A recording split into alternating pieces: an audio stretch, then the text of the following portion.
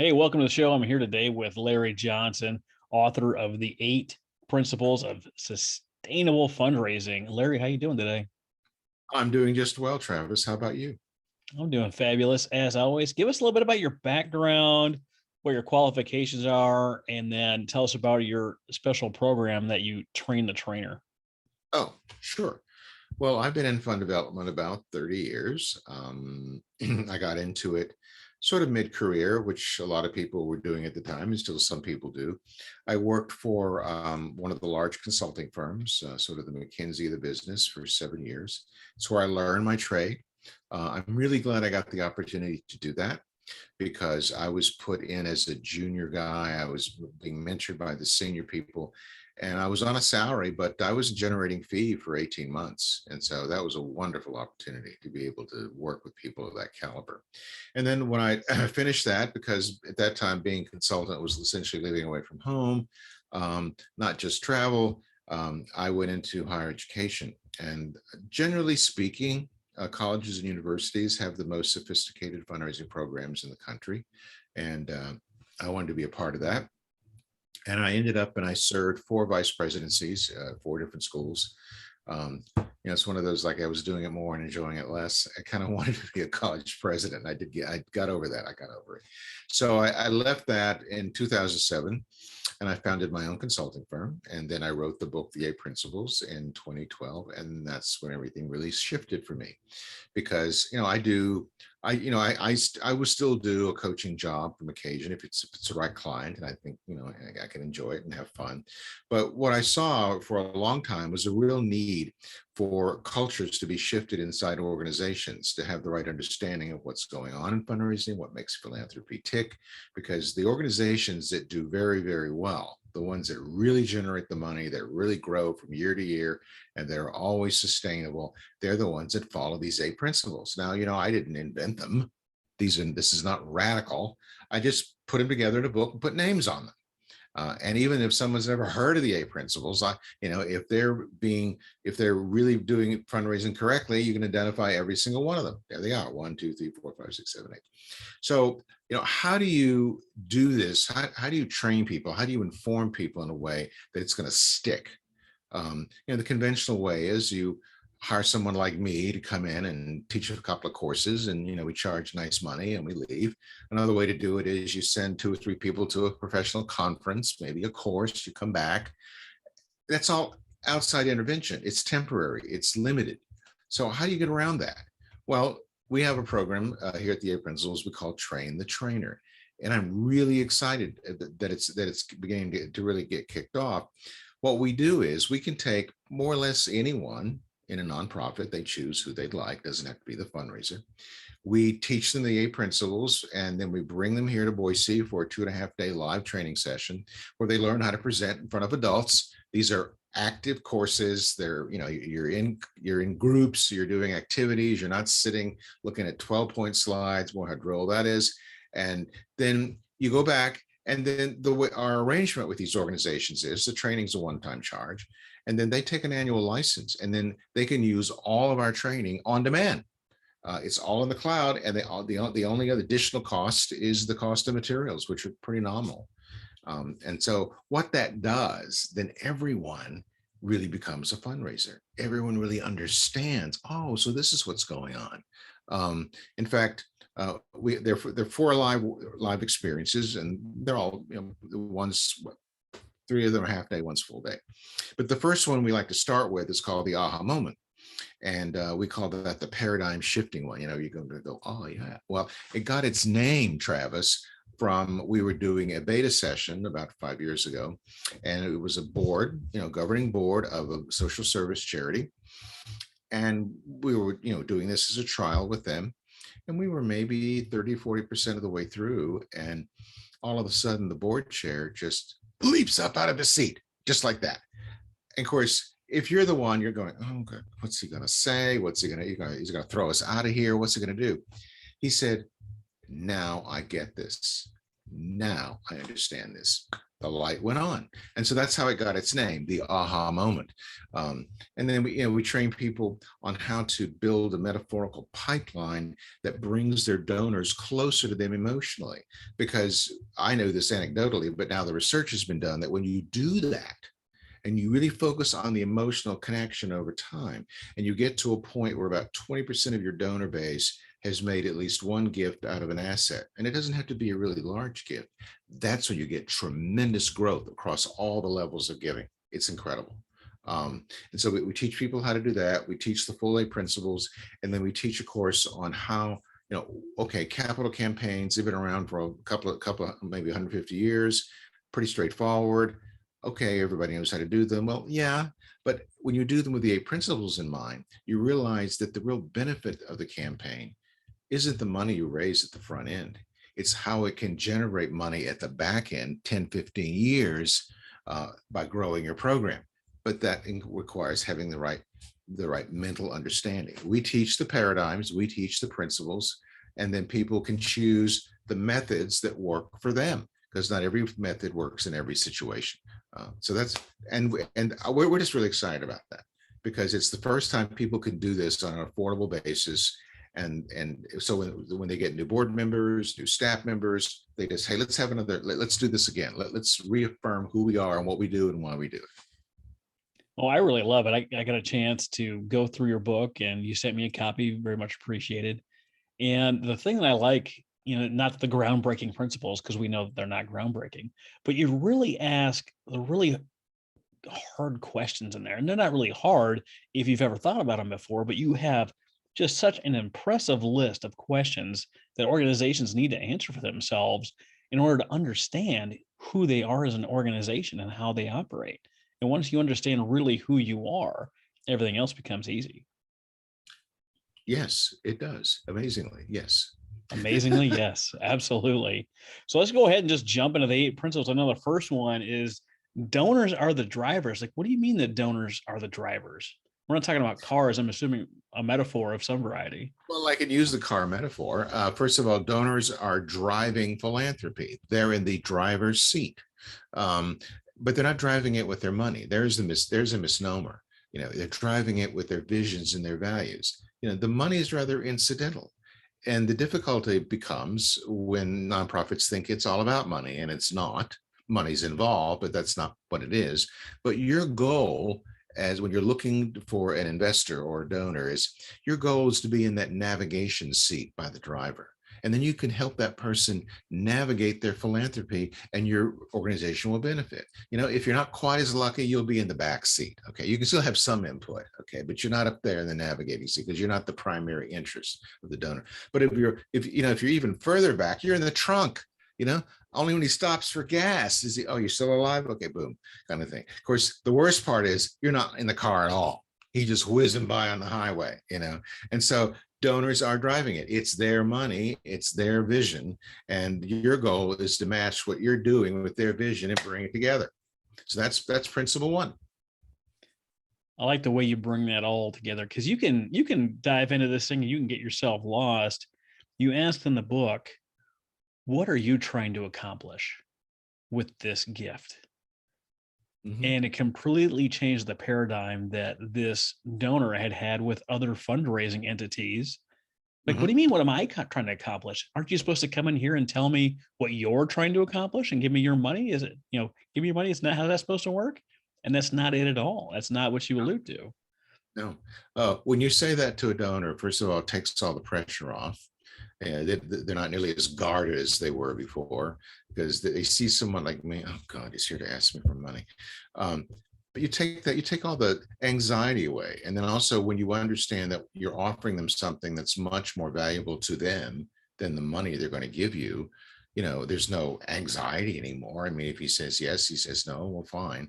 But, you say, well, so what do you want to accomplish? And then when people start blue skying it, donors just love that, because if they have resources, then they can think of all kinds of things. And usually, almost always, what they come up with is going to cost in dollars and cents a lot more than you ever thought about asking them for.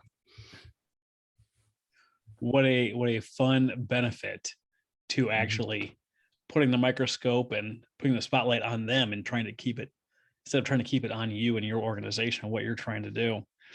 Oh, it's so much more fun. They're really partners and investors. They're not just a piggy bank. That's They're right. along they're along the ride with you. They are just they're essentially they're investors, just like investors in a for-profit business enterprise. The only difference is the return is intangible, but they are expecting a return. Mhm. It's not just a handout. They're investing in you. They want to see something happen. That's why, for instance, donors are a lot more comfortable with risk than most organizations are, because especially as you get into the higher levels of giving, those donors, if they're entrepreneurs, they failed at least a couple of times already in their lifetime. They may have filed bankruptcy twice, and now they're back to doing it again, and they want to see stuff happen, you know. And and uh, and I've seen, well, there are a couple of examples I could share with you of charities that when they got more risky in what they were trying to do, money people just started throwing money at them because, oh wow, let's see if we can accomplish something here. You see, especially the serious money when it's up here like this, you know. So that's when you really attract that. You know, I've never seen a fundraising program fail because the ideas were too big. I've seen a lot of them fail because they were too small. It's been very interesting, and especially, going from BC, that's before COVID, to our current situation. There was a lot of organizations that were kind of timid about how they should proceed. And I know I've said this a couple of times, and people that are long-term listeners, sorry, I'm going to repeat myself here. But the $100 and down donations kind of dried up.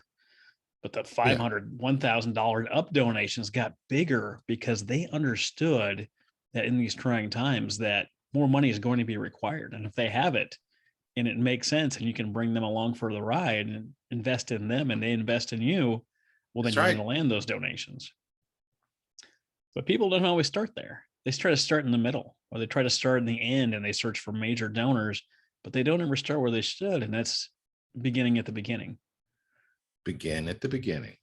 Principle two, and that says essentially that you need to create a message to share with your prospective investors that, shares who you are, what you're about, but you choose language that is understandable to that person. That's so key.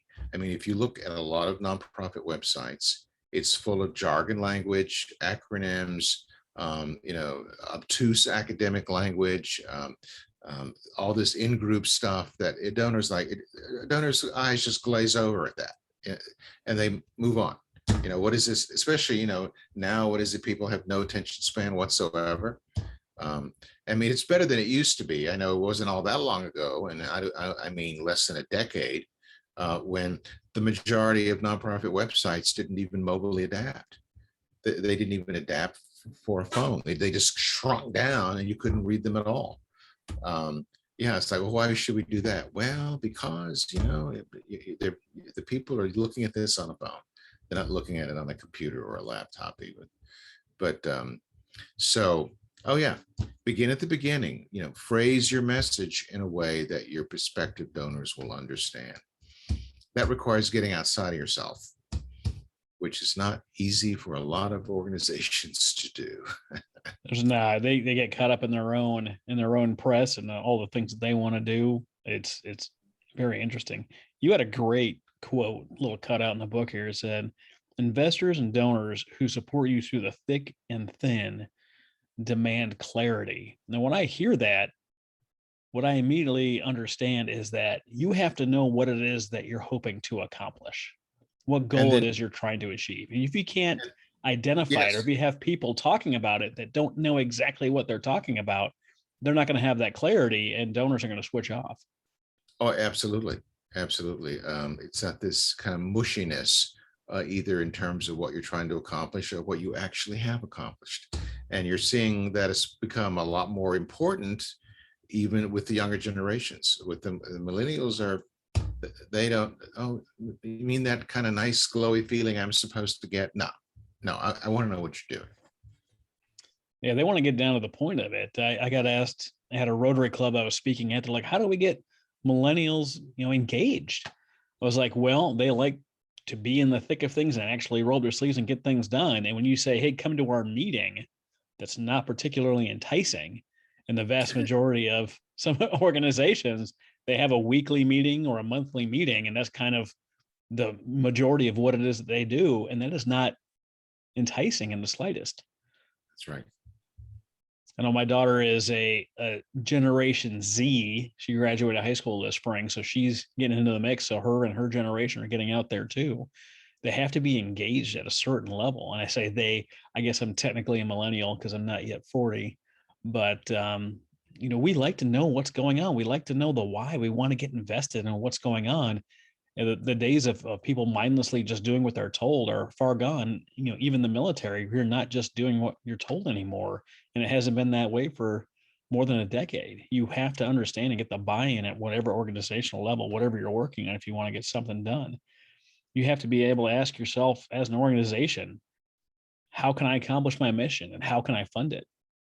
Yes, absolutely. I don't ever think I've been more prepared for an interview in my entire life because with the book, you gave me so many questions I can ask and jump in on. I just absolutely love it. One of the things I thought was interesting because I'm a podcaster, and you ask in there, how does the medium shape your message? Now, I haven't always shared the video of what I do. So if I'm describing something or doing something on video, I would also reiterate what I'm doing to the audience that can't see me. And so the way you show up is a little bit differently. If you're doing audio only, like a podcast, man, it does not matter what you're wearing, what you look like.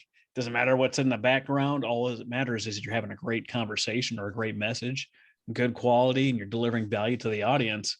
But when you add a component like video, it really changes. From wearing the right color shirt to having good lighting to putting on a legitimate real shirt. Real shirt today. Yeah, a real shirt today, button up and everything. How does that affect what nonprofits are doing?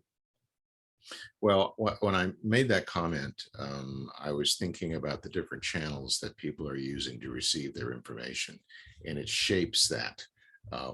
For instance, this thing that I hate called Twitter. Oof, that thing is, where you're trying to compress meaningful messages into 142 characters or whatever it is now. I mean, that takes a whole different approach. So how are you going to get your message across? How are you going to adapt to that? Then you have these, millennials and others now also that want content messages through a text message. I just find that so foreign to me. Like, why would I ever do something like that? I mean, I get text messages, but not that kind of thing. In fact, now I'm getting spam calls on my mobile phone. So there you go. It's become that way. So it's what's your venue? Is it spoken? Is it written? Is it visual? Is it between one people, two persons? That all changes what the message is going to be to some extent. It's been compressed, moved, put in a funnel, and most nonprofits are just not that sophisticated to realize that that has a bearing on what they're saying to people. Absolutely. I talked to Jeremy Harrell, who runs a Veterans Club of Kentucky, and he has a huge range of different generations that are veterans that are involved in his organizations. He can't just have a meetup at the American Legion because the younger generations aren't interested in that kind of thing. He can't just have a Halo event or a TikTok dance off because then the older generations are not going to be interested. So he had to create different kinds of events and different kinds of ways to get connected based on what generation you were, what the interests were of the people that were participating. And I don't see this. I think I bring him up because not only did I interview him, but I think he does a phenomenal job. But I don't see nonprofits understanding who it is that they're involved with, whether it be donors or even the people that they're serving. They really don't understand, who it is they're dealing with.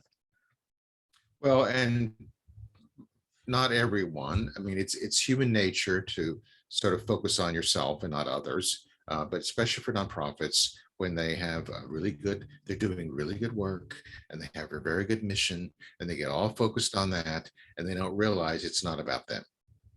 Or it's really not about them. And I even say to people, it's in regard to fundraising and donors, it's not about you. It's not about your mission. It's not about your organization. It's not about any of those things. It's about the investor who wants to accomplish something through you. All right. Mm. And when you change that dynamic, oh, well, I'm not as important as I thought I am. Yeah, you're just going to get over yourself. I'm sorry. Um, and the organizations that raise a great deal of money and do things, they do that. You know, they've got that funnel going in the right direction. I love that. So we've got our kind of baseline that we know that donors are in charge. We got to figure out what and who we are as an organization. And then number three is leadership leads. Leadership's Well, got to take charge and run the ship. and that's your board primarily. Um, and the way it works in fundraising, I mean, of course, nonprofit boards only have three responsibilities. Number one, set policy. Number two, advocate for the organization. Number three, provide sufficient resources to deliver the mission. And with most nonprofits, a piece of that is going to be fundraising.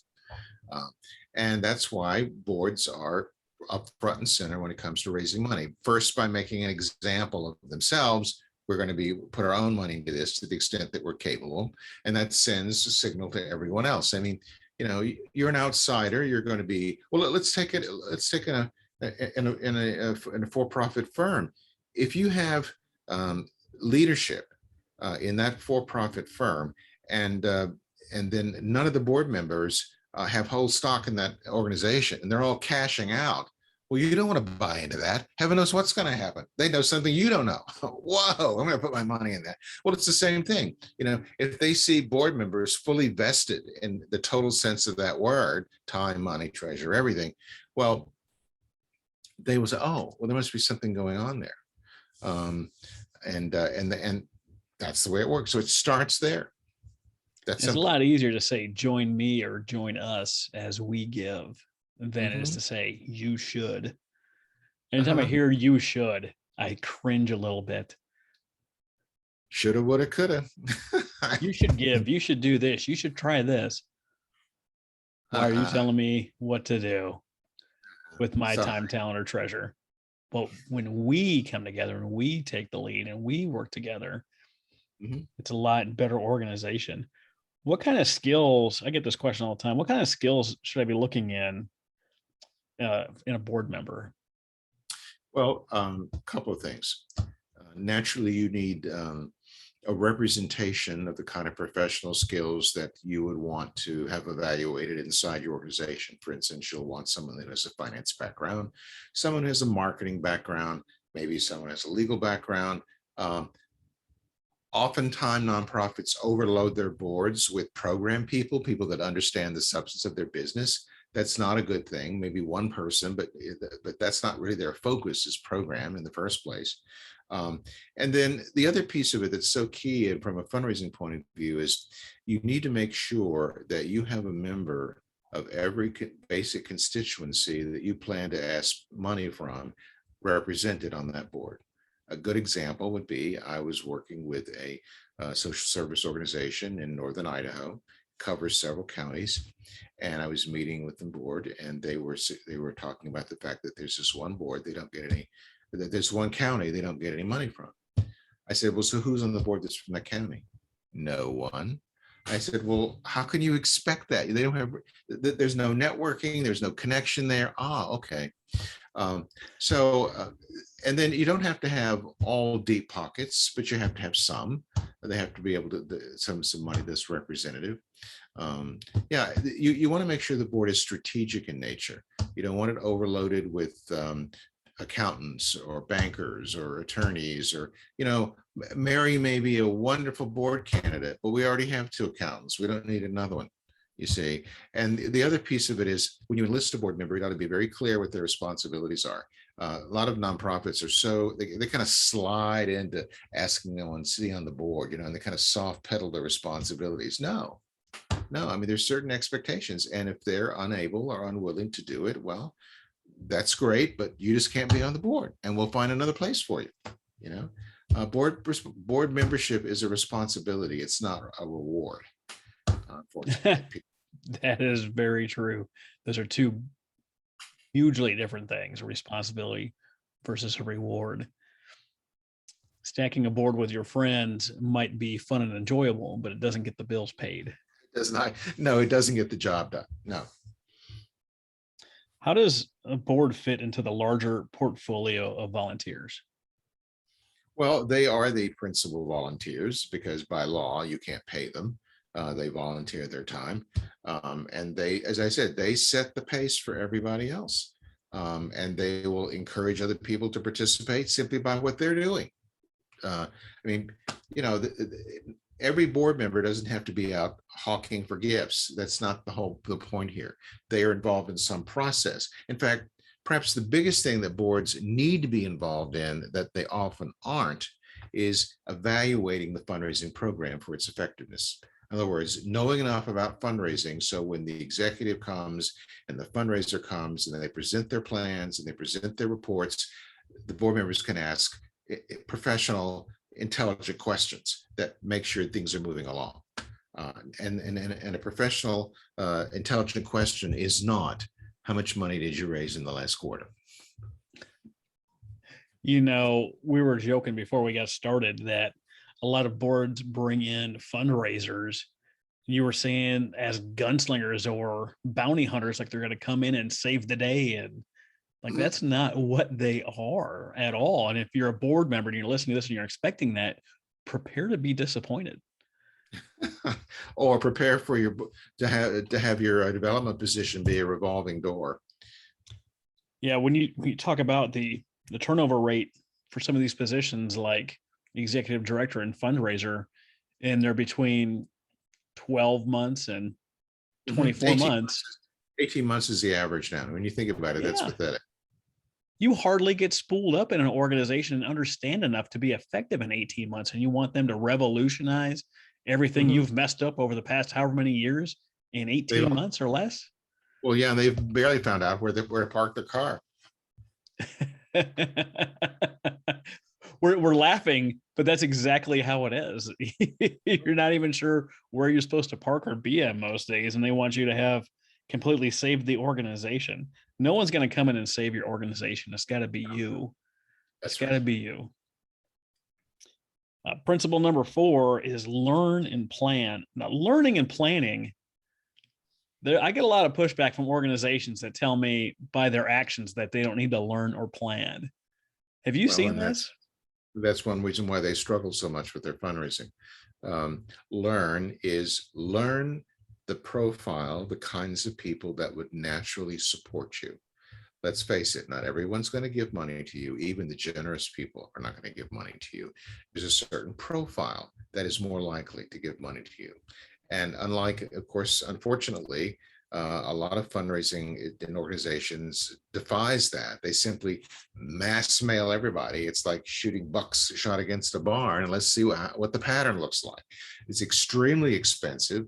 It's extremely unproductive. And it's just not the way to go. So you learn first what the profile is of the people. And then once you know that profile, and it's not that hard to find out. I mean, you don't have to spend, buckets of money to figure this out. All right. You can hire research firms and do this sort of thing, but you don't have to. Then you create a fundraising plan that is the plan that will reach those people.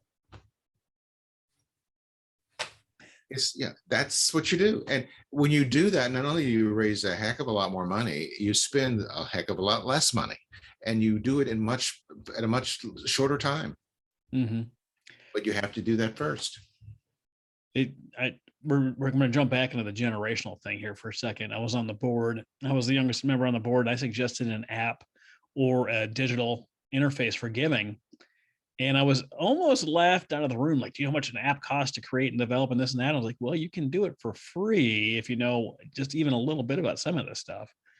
And they're like, why on earth would we do that? I was like, well, your primary fundraising takes place at these concerts where people can write checks or give you money. But there's a huge portion of those people in that audience that don't have checks or money on them. And they looked at me like I was insane. And I think they've changed since then.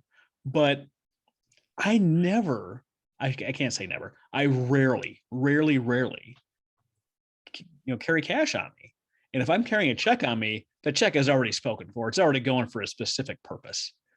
There's only Well, one time in my I, life that I've had a random check on me and needed it and used it. Only once oh, my entire life. I don't take checks. I will have cash on me simply to, for tips or things that I need to, tips are very useful in life, even in ways when you don't think you're going someplace. A little money helps. But yeah, this I tell you, this my neighbor across the street is his oldest son. I guess is in his early 40s now. My neighbor's a dentist, and and his oldest son is David. And I did something for David, and he had to reimburse me. And and John, his dad, says he doesn't even know what a check is, Larry. He thinks he can zap it with Venmo. That's just the way it goes. That's just the way it goes. You got to be prepared for that stuff. How do you figure out what the profile of a donor is? Like if I knew nothing about what we're talking about, profiling a donor, how do I figure that out? Where do I start? Well, presumably you have some donors already. Okay. And so you can begin to look at your current pattern. Who's giving? What do they look like? What kind of people are they? Where do they come from? You can look at the nature of your organization. One of the things that you can do, which is very useful to know your donors, is you simply call them up or reach out to them and you ask them questions. Hey, Travis, so this is not an ask. I'm not going to ask you for money today. I really want your opinion about some things, and I want to know. I want to learn what's important to you. So why do you give us money? Well, they'll tell you. You mean if they ask, they'll tell you? They'll tell you. And they're more than willing to do that. And then there's begin to be some patterns. Now you can hire a research firm, and they have these algorithms that they'll go in and do that. And some of the more well-heeled organizations will use those firms but they don't use them at the outset. They do what I just said to do at the outset. What they're doing is they're doing so well that they want to mine every single little bit that they can, and so they've got all the low-hanging fruit here, and they're looking for just that little bit of that little bit of data difference that will get them a little bit further down the path. But you ask your current donors, and then you'll begin to see a pattern. And then, oh, okay, so these are the kinds of people. Oh, and they like us to email them, or they like us to snail mail them, or they like us to phone them. Okay, check. And they tend to be have this set of values, and they have this kind of family or whatever. Oh, okay. They tend to be in these age ranges. Oh, okay. Do a little basic research, just a basic look at it, and then the pattern will begin to emerge. And then finding the reasons people support you, you just ask them, they'll tell you. And what you do I love those two questions. How can I best support you? And what is your preferred method for further contact? Man, that's helpful. Man, I've been emailing you for 6 weeks. Oh, that email, I never checked that email. And all you had to do to find that out was ask, not wonder why they're ghosting you, ignoring you. Are they mad at you? None of the above. They don't even check the stinking thing. Mm-hmm. Ask. They'll tell you. Just ask. But it's one thing to work from the outside in, and you said that doesn't even work for train the trainer. You want to have to work from the inside out, which is principle number 5. What does that look like, working from the inside out? Working for the inside out is fundraising is a top-down inside affair. So inside out affair. So you start with the people who are closest to the organization. And they're usually your board, your family, your employees, those people. And then you begin to build your constituencies in concentric circles out, because one of the roles of your board is to advocate for you. And that's the reason why you want to have boards that are representative of the different constituencies that you solicit from. And then you build it out. Unfortunately, there again, there's a lot of indiscriminate solicitation. Just throw it out there and see what comes back. You can do it that way. You raise a lot less, and it's a lot more expensive. What is the paradigm of equal sacrifice versus equal dollars? Well, a lot of boards, when they do have a requirement for giving, they'll say, okay, everyone's got to give at least $2,000.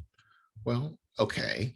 But what that doesn't allow for is that for some people, that $2,000 is going to be pretty significant chunk of change. For somebody else, they'll spend that at a dinner out one night. All right, literally. And so is it really, an equal sacrifice? No, it's not. So the best boards do something that's called peer solicitation. And what they do is every year they solicit each other. You don't have staff soliciting board members. No, especially not the executive director. I mean, they're his boss, for heaven's sakes. You don't want to do that.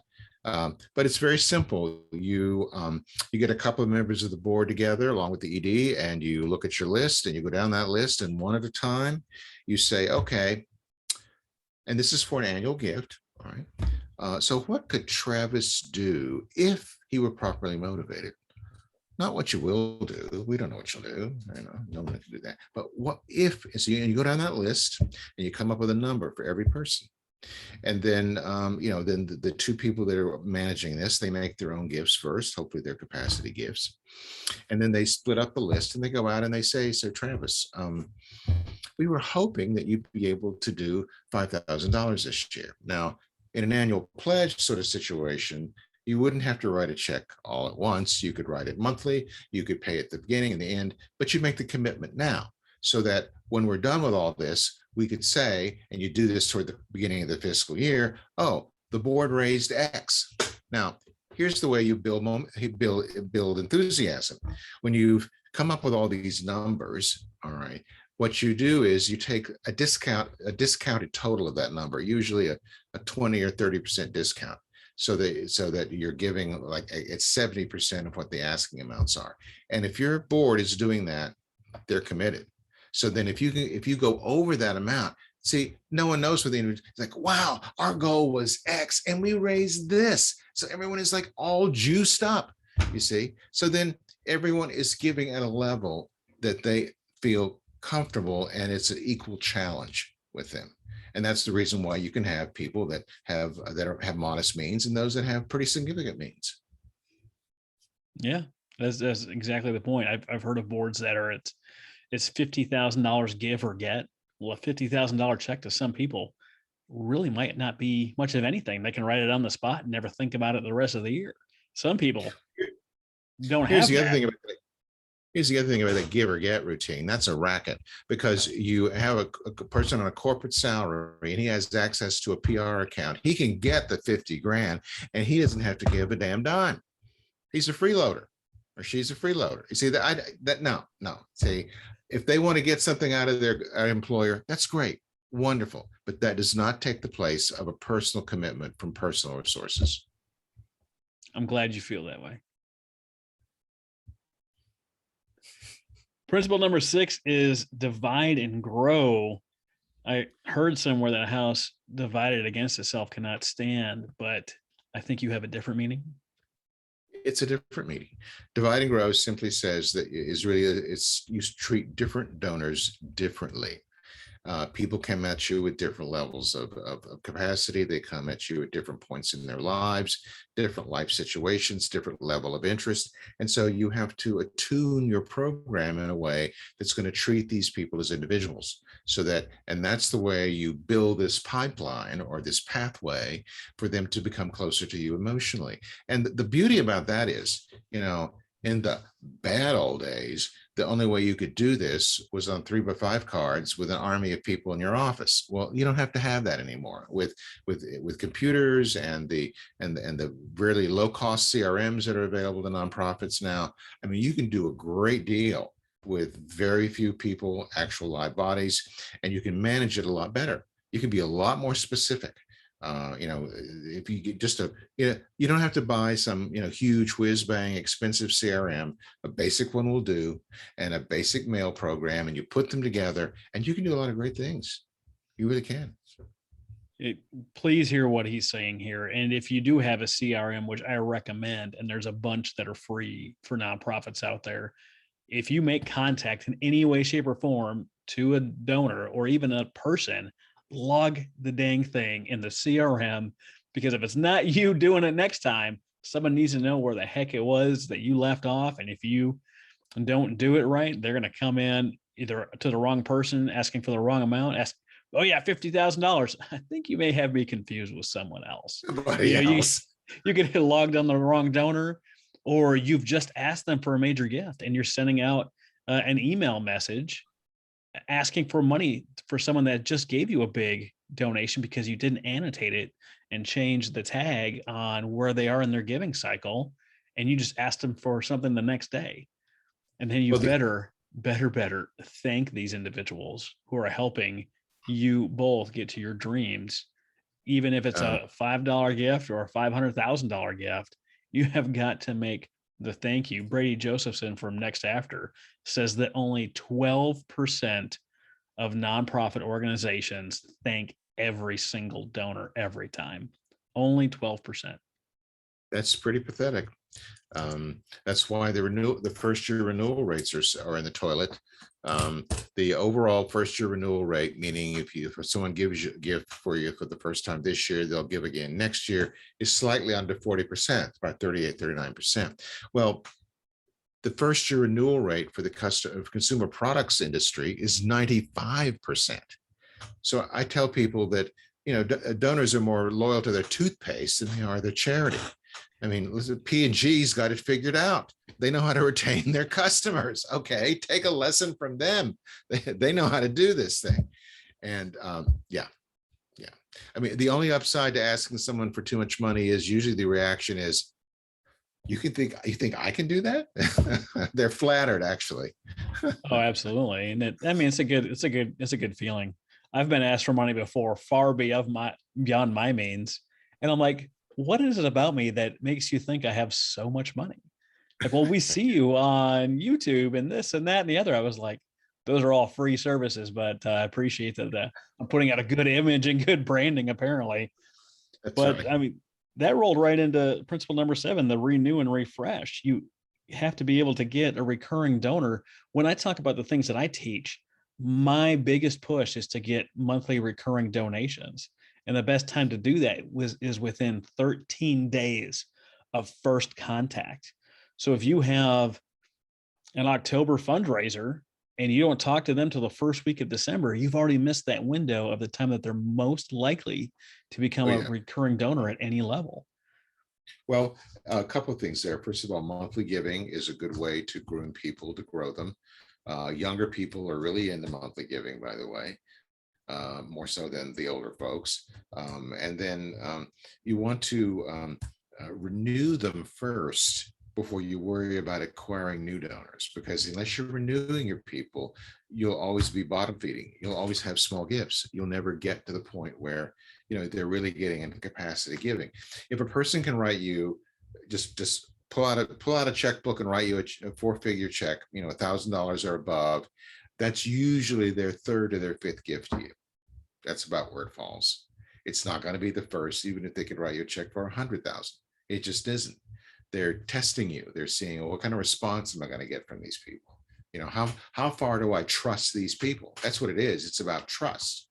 And you demonstrate that you're reliable. You demonstrate that they're important to you.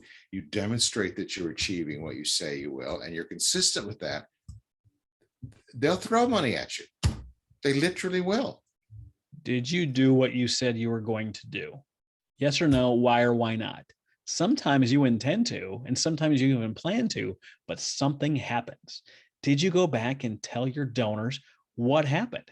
Hey, we intended to do this year. This is what we sold you on. This is why you're here with us. And it didn't happen. And we messed up. And here's why. And here's what we intend to do to fix it. And if you've admitted your failures like that, they can actually be more excited about giving you more money. Actually, really, they can. Although a lot of nonprofits shiver at the idea of sharing their failures to people. But oh yeah.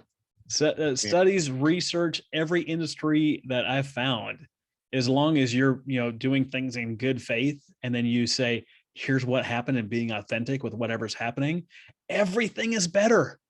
Everything is better. Your relationships are better. Your donors are better. Your business relationship, everything in your life is better if you're upfront and honest. Be like, I suck, and here's why. I made poor choices. I prioritized this one. I should have prioritized that. I didn't get up every morning and go PT for 6 months like I said I should have. I didn't do it. Here's where I am. Here's how I messed up. Here's what I'm going to do going forward. And that's my commitment to you moving forward. And then, go ahead and do that thing. Please do that thing. Coming in at number 8, principle number 8, invest, integrate, and evaluate. There's a lot of resources out there available to the average donor that kind of poison this next section. You've got like Charity Navigator and GuideStar that are just focused on where the dollars are going, but it never really tells you the complete story. And we've got this fantasy that says, well, if I have more than 10% overhead, that they must not be using the money correctly. So I definitely can't give my money to that organization. How do we sift through what we hear in the noise and really focus on what we need to do as organizations? Well, a couple of things. Like the Charity Navigator has backed off a little bit of making such a big deal of the ratio of administration to program. That's a dead end street eventually. My personal experience has been that unless you give a donor a reason to start looking in that direction, they're not going to be all that questioning of it. If you're showing them outcomes, if you're showing them, wow, look at the things I'm doing, look at all this is happening, this is what's happening, unless you're sort of not doing those kinds of things, then people's minds drifts to other stuff. And if you don't have any noteworthy scandals like people embezzling from you or this kind of thing, if that happens, well, then, yeah, you're going to bring a lot of scrutiny on yourself. And I'm a big believer in paying people what they're worth. I think a lot of nonprofits don't pay their people well enough, and that's one reason why there's such a turnover. But on the flip side, that doesn't mean it needs to be gold-plated, chauffeured cars, multiple country club memberships, et cetera, et cetera. I mean, there's sort of a reasonable balance there, depending on what it is.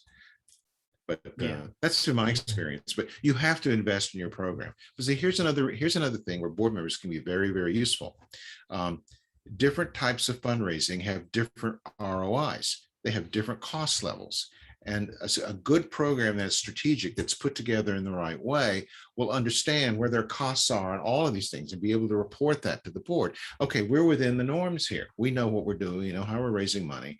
And so that's a question the board should ask. Okay, what's your renewal rate? How much are you spending on this? How much are you spending? What's your ROI on these things?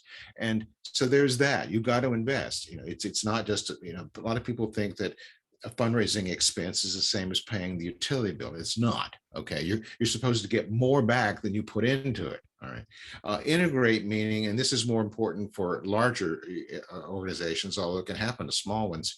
You want to make sure that you don't have these multiple sort of appeals that go out randomly without any kind of coordination, because then they hit the donor in a way that it doesn't make sense to them.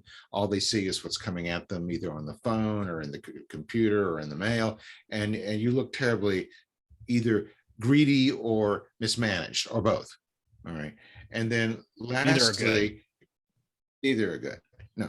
And lastly, you've got to evaluate what you're doing. I mean, how many times have I worked with clients? Oh, we've always done it that way. Oh, okay. I'm surprised you're still living.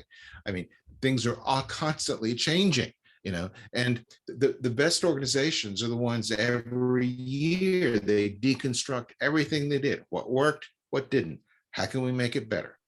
Even the boards that do well, they have a self-evaluation they do every year, and then they have a blind evaluation of every member in that room. Nobody gets out alive.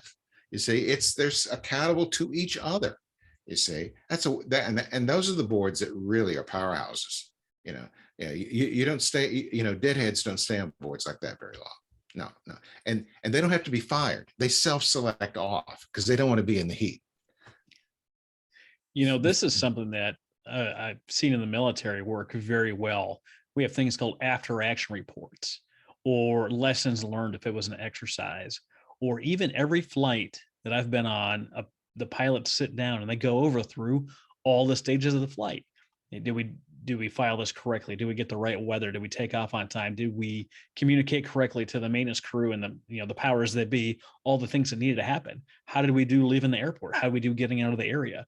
Where do we mess up here? Do we practice our emergency drills? Do we do this? And it's very matter of fact and straightforward, understanding that everyone's going to, have strengths and weaknesses. They're going to be able to execute great in some areas and not so great in some other areas. And it's just straightforward. And when you do that over and over, and that's the culture of evaluation that you have in there, shout out to an earlier episode that's not published at the time of this recording. You have to create that culture of evaluation to be able to know where the heck you're even at. And if you don't evaluate yourself, how do you have any clue if any of your programs are effective, your fundraisers are effective, if you're messaging your donors? How do you know if that's effective or not? How do you know if you're communicating if you're not evaluating? Now, you're queuing me up for my Pathfinder. I You am know that. definitely queuing you up for your Pathfinder. It's almost like we talked about this beforehand. Uh, well, may I share share it with the group, with the audience? Absolutely. Tell us about this Pathfinder.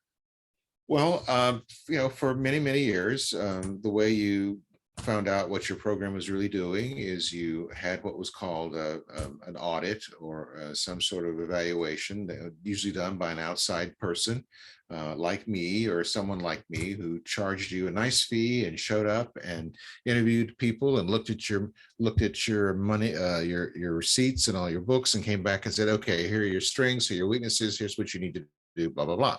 Well, that's costly, as you might imagine. I think the going rate for them now is 50 grand. But even despite the cost, a couple of things. They're usually just for fundraisers. They're very technical documents. Boards would look at this and go, okay, that's nice.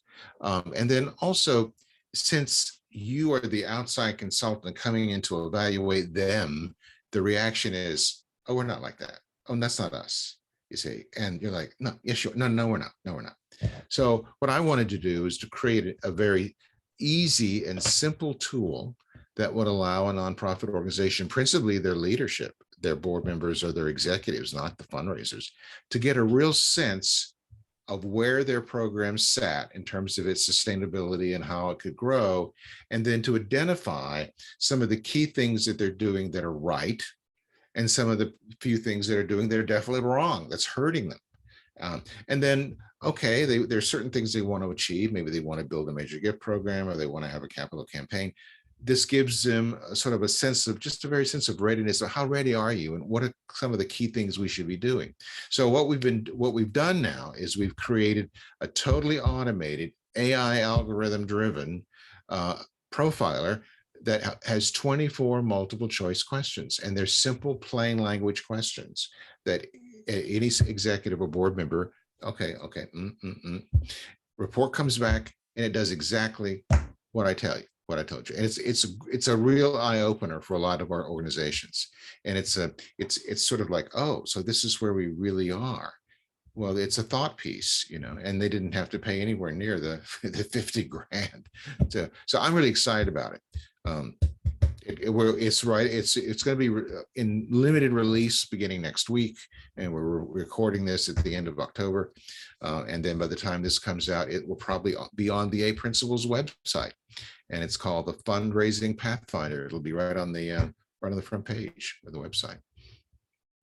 Oh, that sounds wonderful, Larry. I know it's going to tell you, the things you're doing well, the things you can improve on, and really give you a solid picture of what's going on, which we all need, even though we don't always want. We all need to see that picture in the mirror sometimes of exactly what's going on. That's great to hear. I really appreciate all the things you've been able to share with us today and walking us through the 8 principles of sustainable fundraising. Again, no real, brain bombs and I cannot believe, but getting down and asking some of these questions, like some that I shared during this interview, are super helpful in figuring out what the heck's going on. Are you really identifying who you are as a group? Are you different than anybody else? What are you doing? And how are you delivering those things and really building that relationship with the donors so they can come alongside you throughout your journey? And what does that look like? So thank you so much for sharing that and what you do with Train the Trainer. And of course, your Pathfinder. Looking forward to seeing that go live. Very excited about that. Where can people find you, Larry? Well, the best place they can find me on LinkedIn. I'm on LinkedIn, but also if they want to come to the company website, that's sort of the source of all information. It's simply 3 words: the 8 principles.